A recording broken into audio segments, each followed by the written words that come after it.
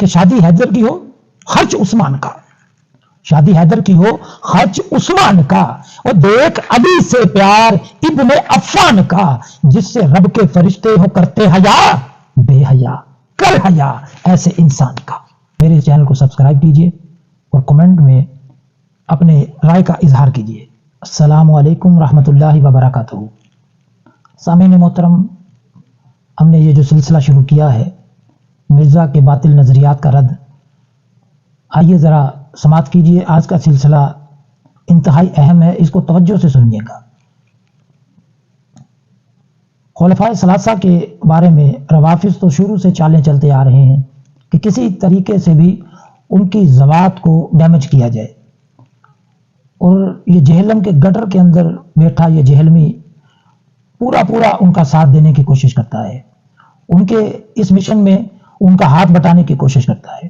حضرت عثمان غنی رضی اللہ تعالی عنہ کی ذات والا صفات ہر زاویے سے، ہر نقطہ نظر سے معتبر و محترم ہے، مگر دوستان محترم یہ مرزا بار بار کسی نہ کسی بہانے سے صحابہ کی ذوات پر اٹیک کرتا ہے۔ آئیے آج میں آپ کو بتاؤں، مجھے کچھ دوستوں نے ایک ویڈیو سینڈ کی کہ ذرا یہ دیکھیں۔ عزیزان من، حضرت سیدنا ابو ذر غفاری رضی اللہ تعالی عنہ کے بارے میں مرزا نے یہ ثابت کرنے کی کوشش کی کہ وہ مظلوم ہیں، اور معاذ اللہ ثم معاذ اللہ نفل کفر نواشد حضرت عثمان غنی ظالم ہے، معاذ اللہ۔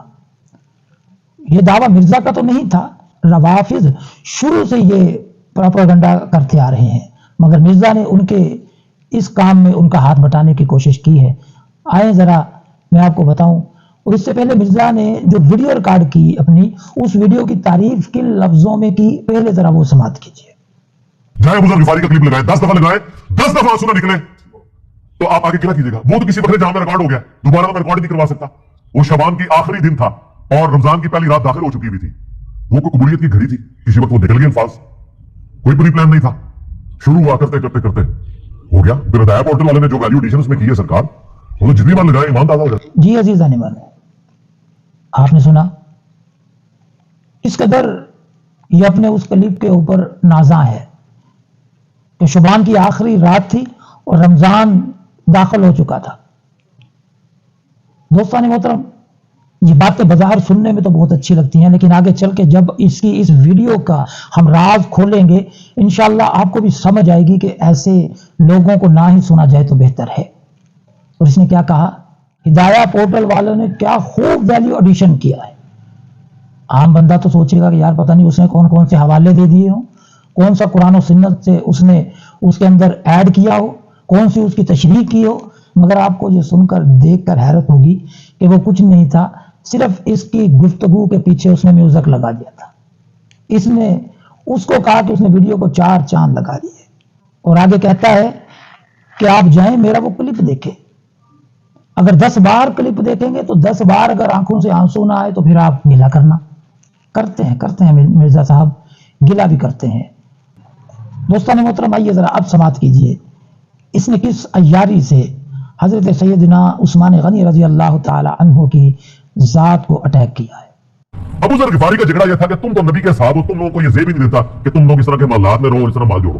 تو اب چونکہ سینئر صحابی تھے، ان کو ہاتھ ڈالنا بھی آسان نہیں تھا۔ پھر نبی اسلام نے فرمایا کہ اس سے سچا انسان ہی کوئی نہیں، تو معاویہ نے خط لکھا تھا عثمان کو کہ جی اس بندے سے میری جان چھڑائے نا، اس کو آپ واپس بلائیں۔ حضرت معاویہ نے جب خط لکھا تو عثمان نے ان کو کہا تو مدینہ شریف واپس آ جائے۔ مدینہ شریف جب یہ واپس آئے تو صحیح بخاری میں آتا ہے کہ لوگوں کا چمگٹا لگ گیا ابو ذر غفاری، اب لوگوں کا ہجوم ان کے گرد لگ گیا، اور پھر حضرت عثمان نے ان کو خلیفہ وقت بلایا اور کہا کہ یار تو خود ہی مدینہ شریف چھوڑ کے یہاں سے چلا جا، تیری وجہ سے فتنہ کھڑا ہوا ہے۔ آپ نے دیکھا کہ کس طرح صحیح بخاری شریف کا نام لے کر سادہ لوگ مسلمانوں کو گمراہ کرنے کی کوشش کر رہا ہے، اور کتنے بڑے بڑے لفظ یہ بول گیا کہ حضرت سیدنا عثمان غنی نے کہا کہ یار تو خود ہی مدینہ چھوڑ کے چلا جا، تیری وجہ سے فتنہ پیدا ہو رہا ہے۔ پہلے تو مجھے یہی سمجھ نہیں آتی یہ فتنہ کیا ہوتا ہے۔ بہرحال یہ علمی کتابی ہے، اس کی کتاب کے اندر لفظ فتنہ ہی ہوگا، اہل علم کے نزدیک تو یہ فتنہ ہے، اور یہ بھی فتنہ ہے جس کو مرزا انجینئر کہا جاتا ہے۔ آئے میرے پاس یہ نزہۃ القاری شرح صحیح البخاری، یہ موجود ہے. اس میں سے دیکھتے ہیں کہ آخر کیا معاملہ ہے. یہ الفاظ اس بخاری شریف کی حدیث کے اندر ہیں. دوستان محترم، معاملہ صرف اتنا ہے کہ حضرت زید بن وہب رضی اللہ تعالی عنہ سے مروی ہے، میں ربضہ سے گزر رہا تو میری ملاقات حضرت سیدنا ابو ذر غفاری رضی اللہ تعالی عنہ سے ہوئی. میں نے ان سے پوچھا کہ آپ کو کس چیز نے اس جگہ پر پہنچایا ہے؟ تو انہوں نے فرمایا میں شام میں تھا، مجھ میں اور معاویہ میں اس آیت کے بارے میں اختلاف ہوا کہ جو لوگ سونا چاندی جمع کرتے ہیں اور اسے اللہ کی راہ میں خرچ نہیں کرتے انہیں دردناک عذاب کی بشارت دو. معاویہ نے کہا یہ اہل کتاب کے بارے میں نازل ہوئی ہے. میں نے کہا کہ ہمارے اور ان کے دونوں کے بارے میں نازل ہوئی ہے. اس سلسلہ میں میرے اور ان کے درمیان کچھ تکرار ہوئی تو انہوں نے حضرت عثمان غنی رضی اللہ تعالیٰ عنہ سے میری شکایت لکھ بھیجی. اس پر حضرت عثمان غنی نے مجھے لکھا کہ تم مدینہ آ جاؤ. میں مدینہ آ گیا. لوگ میرے پاس بکثرت جمع ہو گئے. ناظرین محترم، یہاں سے ذرا آپ نے توجہ کرنی ہے. لوگ میرے پاس بکثرت جمع ہو گئے، گویا اس سے پہلے مجھے انہوں نے دیکھا ہی نہیں تھا. میں نے حضرت عثمان غنی سے اس کا تذکرہ کیا تو انہوں نے فرمایا کہ اگر تم چاہو، مجھے مرزا کیا کہہ رہا ہے کہ انہوں نے بلا کر کہا کہ یار تو خود ہی مدینہ چھوڑ کے چلا جا، تیری وجہ سے فتنہ پیدا ہو رہا ہے. معاذ اللہ ثم معاذ اللہ. حضرت عثمان غنی نے فرمایا کہ اگر تم چاہو کہیں قریب پاس میں گوشہ نشین ہو جاؤ، اور اسی وجہ سے میں یہاں ہوں. اگر لوگ حبشی کو میرا امیر بنا دیں تو میں اس کا بھی حکم سنوں گا اور مانوں گا. دوستان محترم، یہ دیکھا آپ نے یہ کس قدر دجل اور فریب سے کام لے رہا ہے. کیا کہہ رہا ہے؟ مقام زبدہ. یہ زبدہ نہیں ہے، لفظ ربازہ ہے. آئیے اسی شرح میں دیکھتے ہیں کہ خود شارح بخاری نے اس کے بارے میں کیا لکھا ہے. آپ فرماتے ہیں کہ ربازہ مدینہ سے 3 منزل کے فاصلے پر ایک گاؤں ہے. اور یہ کیا کہتا ہے؟ جنگل بیابان. اکیلا شخص 80-90 سال کا بوڑھا کیسے گیا ہوگا، کیسے رہا ہوگا. اب دیکھیں ریونج کیسا تھا. لوگ کتنے ڈرے ہوئے تھے کہ ابو ذر اپنی بوڑھا شخص 80-90 سال کا بابا اپنی بڑھیا بیوی کو لے کے اس عمر میں شہر بدر ہو رہا ہے اکیلا. آج نہیں آپ سوچ سکتے کسی جگہ آپ اکیلے جا کے پڑاؤ کریں کسی بیابان کے اندر، ریگستان کے اندر. اس زمانے میں آپ سوچیں، آج کل بھی آپ مدینہ کے گرتے رہے تو ہماری ایک رات نہیں گزار سکتے. تو کوئی شخص حضرت ابو ذر غفاری کو سی آف کرنے نہیں آیا سوائے حضرت علی کے، اور وہ بھی مدینے کی باؤنڈری تک آئے. ان کو پتا تھا ان کے سانس کے بارے میں، اور حضرت علی نے ان کو جب سی آف کیا تو کہا کہ میں کیونکہ حکمران وقت کی اطاعت کا پابند ہوں، میں مدینے کی باؤنڈری سے باہر نہیں جاتا. اگر مجھے کوئی اس طرح کا یعنی حکم اجازت مل جاتی تو میں تیرے ساتھ جاتا. مرزا تو آگے چل تجھے بتاتا ہوں. پہلے تو اس جھوٹ کا ہمیں جواب چاہیے. مرزا کے جتنے ماننے والے ہیں وہ جائیں مرزا سے حوالہ لے کر آئیں کہ یہ لفظ حدیث کی کس کتاب کے اندر ہے.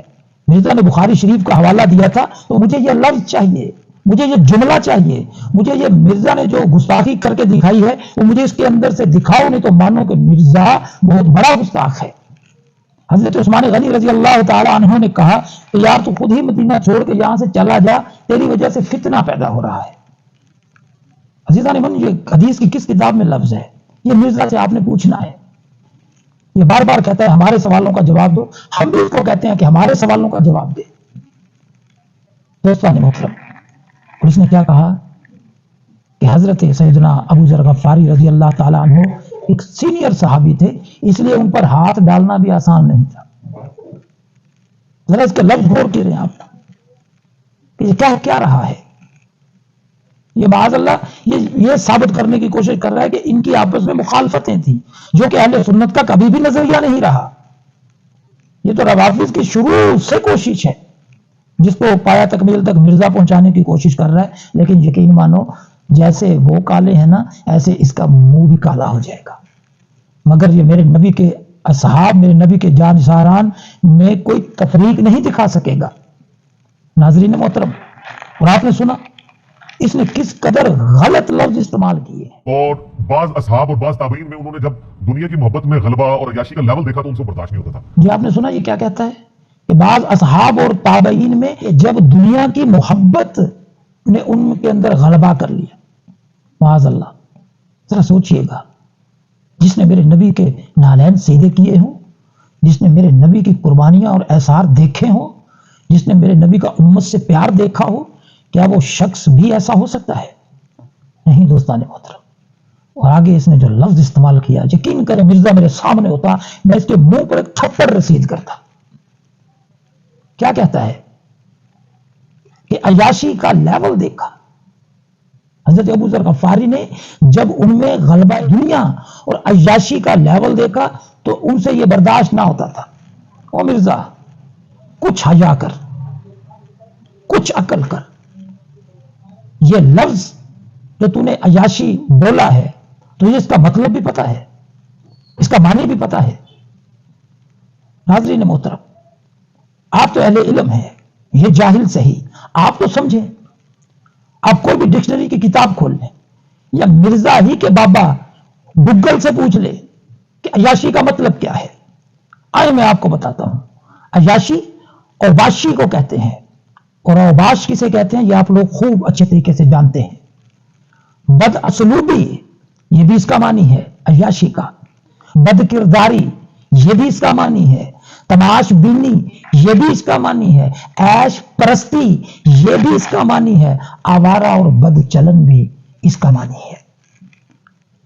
او مسلمانوں، کلمہ میرے نبی کا پڑھا ہے تم نے، تو میرے نبی کے غلاموں کے بارے میں ایسے لفظ سن کر تم غیرت سے مر کیوں نہیں جاتے؟ یا کم از کم اس سے لا تعلقی کا اظہار کیوں نہیں کرتے؟ جتنے مرزا کے اسٹوڈنٹ ہیں جو ابھی نیچے کمنٹ کے نیچے مجھے گالیاں دیں گے، ارے گالیاں دو، جو مرضی دو، مگر سوچو کہ تم مرزا کے بارے میں کوئی بات برداشت نہیں کرتے، اور یہ میرے نبی کے غلاموں کو عیاش کہہ رہا ہے، اوباش کہہ رہا ہے، بدچلن کہہ رہا ہے۔ میں کہتا ہوں کہ اگر میں مرزا کے ابا کو، میں اس کے باپ کو اوباش کہوں اور اس کی ماں کو عیاش کہوں، کیا آپ کو اچھا لگے گا؟ یقیناً نہیں، یقیناً نہیں۔ تو پھر ذرا کچھ نظر ادھر بھی میرے دوست، یہ کس باریک بینی سے تمہارے ایمان پر حملہ کر رہا ہے، مگر ہم ہیں کہ سمجھنے کی کوشش ہی نہیں کر رہے۔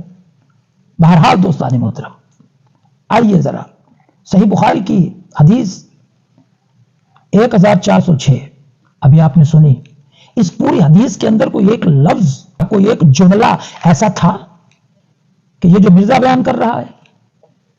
اگر نہیں تھا تو پوچھیں نا آپ مرزا سے، یہ مرزا کے جتنے ماننے والے مرزائی ہیں جا کے مرزا سے پوچھیں کہ تم تو کہتے ہو ہم کتاب کا حوالہ دیتے ہیں، تیرے حوالے پہ ہم نے کتاب کھولی ہے تو ہمیں لگ بتا گیا ہے، تو اتنا بڑا جھوٹا ہے۔ دوستان محترم، یہ ثابت یہ کرنا چاہتا ہے کہ حضرت سیدنا عثمان غنی رضی اللہ تعالی عنہ نے حضرت ابو ذر غفاری رضی اللہ تعالی عنہ کو ظلمن مدینے سے نکالا، جبکہ ایسا نہیں ہے۔ اسے پتا ہے کہ اس کے ماننے والوں نے کون سا کتابیں کھولنی ہیں، کون سا انہوں نے کہیں جا کے پڑھنا ہے۔ میں آپ کو بتاتا ہوں، لکھو حوالے لکھو، ویڈیو کا کلپ یہ کہیں لمبا نہ ہو جائے، اس لیے صرف حوالے لکھو، اگر کہو گے تو کتابیں بھی دکھا دوں گا آپ کو۔ مصنف ابن ابی شیبہ حدیث نمبر 30,610، سنن کبریٰ نسائی حدیث نمبر 11,154، صحیح ابن حبان حدیث نمبر 5,964۔ ان احادیث میں واضح طور پر یہ موجود ہے کہ خود حضرت سیدنا ابو ذر غفاری رضی اللہ تعالی عنہ نے خود اجازت طلب کی تھی۔ دوستان محترم، یار سمجھیے، یہ کیس، یہ مسئلہ تو روافظ کو تھا، یہ خود کو سنی بھی کہتا ہے، یہ کبھی سنی ہو جاتا ہے، کبھی وہابی ہو جاتا ہے، کبھی دیوبندی ہو جاتا ہے، اور کبھی یہ قادیانی بن جاتا ہے، کبھی یہ رافضی بن جاتا ہے۔ اب تو اس کے ماننے والے ملحد بھی پیدا ہو چکے ہیں۔ اگلی ویڈیو انشاءاللہ میں اسی کے اوپر بنانے والا ہوں۔ بہرحال دوستان محترم، جو میں نے آپ کو کتابوں کے حوالے بتائے ہیں، کیا مرزا نے یہ حوالے آپ کو بتائے؟ میں کہہ رہا ہوں اس کی ماں مر جائے گی، یہ کتابیں کھول کے کبھی بھی آپ کے سامنے نہیں پڑے گا۔ یہ بخاری شریف کی اسی حدیث 1406 نمبر کو پڑھ کے دکھائے اور اس میں سے ثابت کرے۔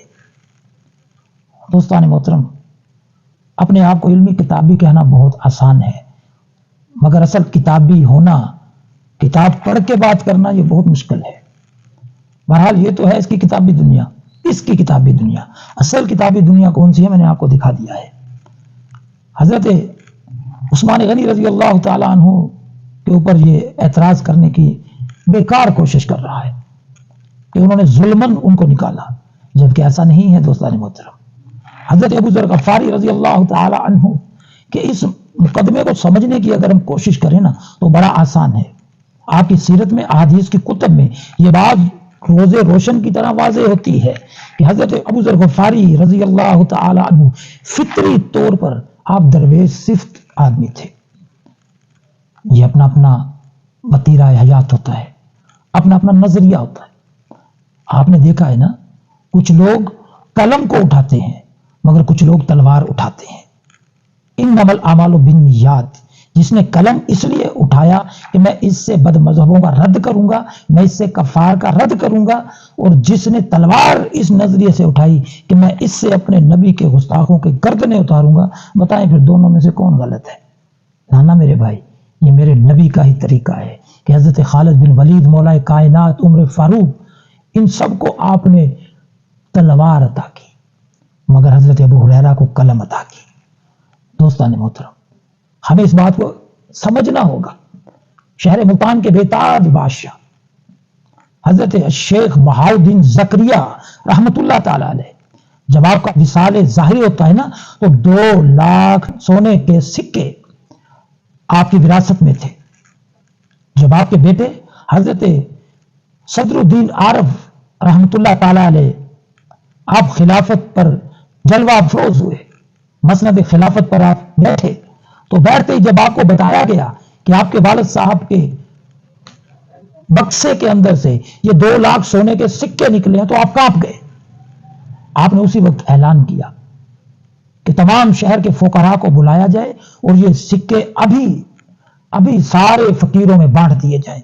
लोगों ने पूछा, हजरत क्या वजह है? आपके वालिद साहब तो इन सिक्कों को उन्होंने तो संभाल के रखा था, आपने क्यों नहीं रखा? अजीज़ान मन सुनिएगा, हजरत सदरुद्दीन आरफ रहमतुल्लाह अलैह के ये लफ्ज सोने के पानियों से लिखने वाले हैं।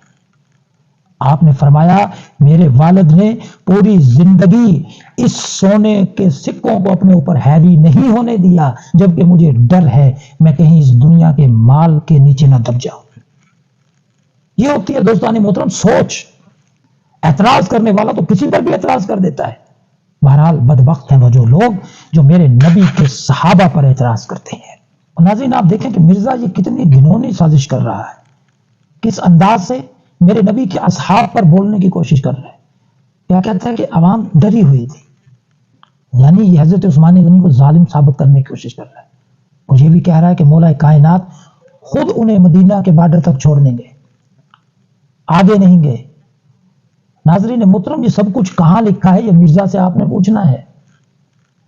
जबकि मैं आपको बात बताऊं, अल बिदाया व निहाया जिल्द नंबर 7 सफा नंबर 155 और 156 में ये बात लिखी हुई है कि जब हजरत उस्मान गनी रजी अल्लाह ताला अन्हु ने उन्हें मदीने से रबजा की तरफ भेजा, तो एक तो उनकी मर्जी से भेजा और दूसरा उन्हें पूरी इज्जत और शान और शौकत से अलविदा किया। जाते वक्त 2 गुलाम और कुछ ऊंटनियां और नकदी भी अता की। तबकात इब्ने साद पढ़िए, अल कामिल फित तारीख पढ़िए, आपको यही जुमले मिलेंगे। मगर मिर्जा है कि वो अपनी मिर्जाइयत से बाज नहीं आ रहा। आइए दोस्तान मोहतरम, अब मिर्जा का ये कहना है कि जैसे माज़अल्लाह इनकी आपस में बड़ी मुखालफतें थी, जबकि ऐसा नहीं था। मैं आपको बात बताऊं, मुखालफतें क्या थी कि जब हजरत अबू ज़र गफ़ारी रज़ी अल्लाह ताला अन्हु आप मुकाम रज़ा में तशरीफ लाए, तो उन लोगों को मौका मिल गया कि जो शुरू से हजरत उस्मान गनी रज़ी अल्लाह ताला अन्हु के खिलाफ चालें चल रहे थे, और उनका काम ही यह था कि वो इस जमीन पर फसाद बर्पा कर दे। उन्होंने इस वाक़े को बड़ी हवा दी और चारों तरफ उसकी तशहीर की, जैसे आज मिर्जा करने की कोशिश की। उस्मान गनी रज़ी अल्लाह ताला अन्हु ने बड़ी इज्जत और एहतराम के साथ हजरत अबू ज़र गफ़ारी को भेजा। क्यों? क्योंकि वो दरवेश सिफ्त आदमी थे। अगर मिर्जे को बताऊं کہ جن بابوں کے عملوں کے خلاف ہے نا، وہ یہی اعمال ہے کہ دنیا سے بے رغبتی اور اپنے رب کی طرف زیادہ جھکاؤ۔ ناظرین محترم، جب ان لوگوں نے یہ دیکھا کہ حضرت ابو ذر غفاری رضی اللہ تعالیٰ عنہ ایک جلیل القدر صحابی ہیں، سابقون الاولون میں ہے، تو ان کو یہ موقع نظر آیا، انہوں نے اس واقعے کو ہوا دی۔ یہاں تک طبقات ابن سعد کے اندر لکھا ہوا ہے کہ انہوں نے ہوا دی اور آ کے حضرت ابو ذر غفاری رضی اللہ تعالیٰ عنہ سے یہ کہنے لگے کہ حضرت عثمان غنی رضی اللہ تعالیٰ عنہ نے آپ کے ساتھ یہ بڑا ظالمانہ سلوک کیا ہے کہ آپ جیسے ایک نگینے کو، آپ جیسے ایک مرد کو انہوں نے شام میں رہنے نہ دیا۔ دوستان محترم، پھر مدینے بلا لیا، پھر وہاں سے بھی باہر نکال دیا۔ تو اگر آپ امیر المؤمنین کے خلاف آواز اٹھائیں نا تو ہم آپ کے دستوں بازو بن جائیں گے، ان کی خلافت کو ختم کرنے کی ہر طرح سے معاونت کریں گے۔ ان عراقیوں کے جواب میں جو انہوں نے فرمایا، اب ذرا آخر میں وہ سماعت کیجئے گا۔ مسلمانوں، اس معاملہ میں تم دخل نہ دو، اپنے حاکم کو بدنام نہ کرو، کیونکہ جس نے اپنے حاکم کو ذلیل کیا وہ توبہ کی قبولیت سے محروم رہا۔ اگر حضرت عثمان غنی مجھے سولی پر بھی چڑھا دیتے تو مجھ کو عذر نہ ہوتا، اور میں اسی بات پر اپنے لیے بہتری سمجھتا اگر وہ مجھے بجائے ربضہ کے ایک افق سے دوسرے افق یا مشرق سے مغرب بھیج دیتے، تب بھی میں ان کے حکم کے سامنے سر تسلیم خم کرتا اور اسی میں اپنی بھلائی سمجھتا۔ اور اگر وہ مجھے کہیں نہ بھیجتے اور مجھ کو میری قیام گاہ پر ہی لوٹا دیتے تو مجھے پھر بھی کوئی عذر نہ ہوتا، اور اس میں بھی اپنی سعادت سمجھتا۔ طبقات سعد جلد نمبر 4 صفحہ نمبر 228۔ جائیں ناظرین محترم، خود بھی کھول کے پڑھیں تاکہ اس مرزا کی کرتوتیں آپ پر کھلیں۔